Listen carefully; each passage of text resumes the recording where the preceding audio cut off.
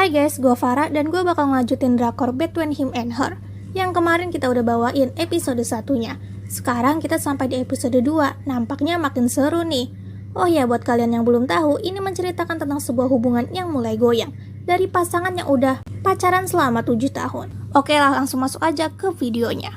Di malam itu, Seok makan malam bersama teman-temannya. Dia mengatakan, aku ini mau ketemuan sama cowok lain.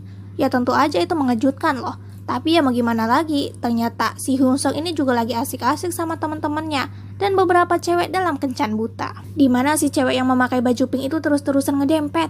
Kini Seok bertemu dengan temannya. Dia benar-benar nekat, bahkan dia melepaskan cincinnya. Temannya ini juga seorang desainer yang sama sepertinya dan ingin membuat Seok ini lebih maju lagi dengan memperkenalkannya ke influencer yang terkenal. Balik lagi ke Hyunsung. Dia ditinggalkan sama teman-temannya sehingga dia nggak punya pilihan lain selain membawa cewek berbaju pink itu ke hotel.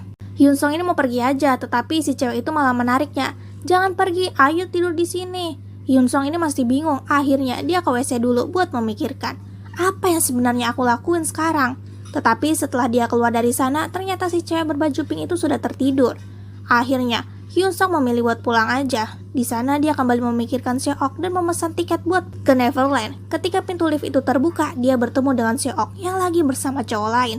Entah siapa cowok itu. Tentu saja Hyunsung gak bisa ngomong apa-apa. Begitu juga dengan Seok. Mereka berdua benar-benar shock. Mereka naik lift bersama dan keluar dari hotel itu. Hyunsung juga bisa melihat dengan jelas bagaimana Seok yang dipeluk oleh cowok tadi. Dia tidak bisa memanggilnya, bahkan berkata apa-apa. Hingga dia hanya marah-marah dan bertengkar dengan orang di depan hotel. Dalam keadaan babak belur, Hyunsung duduk di depan toko yang tutup dan mendapatkan panggilan dari Seok.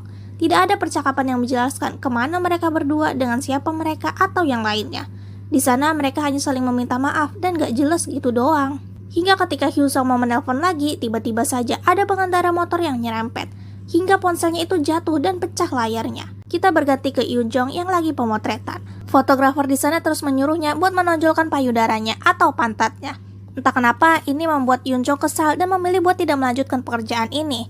Dia duduk di sofa dan melihat bekas luka di kakinya. Entah kenapa dia jadi mengingat masa lalunya dengan seorang pria.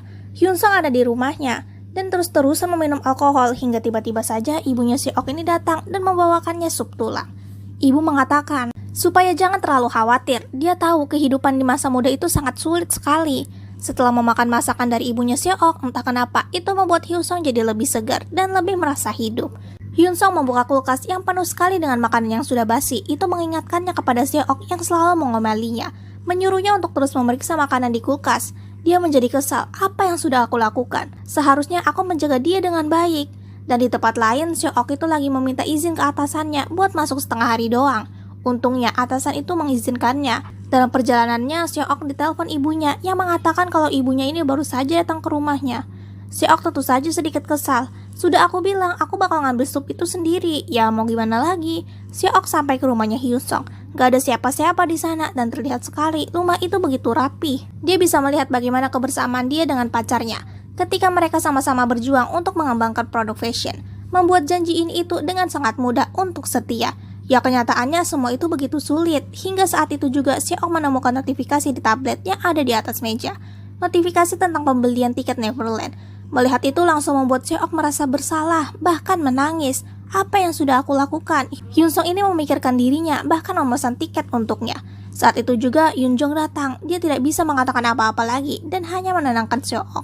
Dan disinilah Hyunsung ada di kafe. Dia sudah mendapatkan ponsel baru, dan ketika tangannya itu kena kopi yang panas, entah kenapa Hyunsung ini malah berhalusinasi. Seok ada di depannya dan mengelapi tangannya.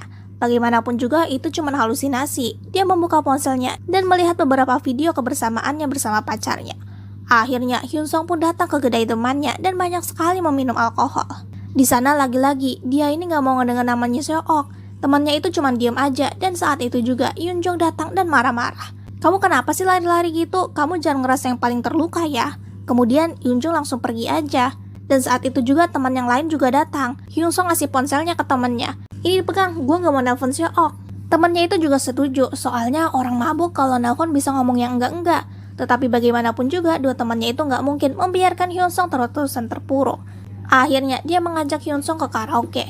Gak seperti teman-temannya yang begitu bersemangat menyanyikan lagu, Hyunsung tidak semangat sama sekali. Hingga dua temannya itu mengajaknya untuk menyanyikan lagu terakhir dengan sangat heboh.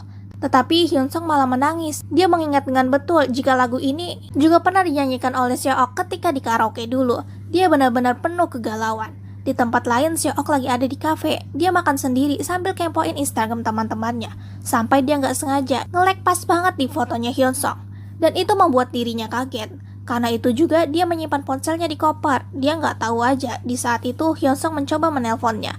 Hyun Sung sudah ada di depan rumahnya. Dia langsung berbicara, menjelaskan apa yang sebenarnya terjadi. Menjelaskan dia ini nggak mau putus.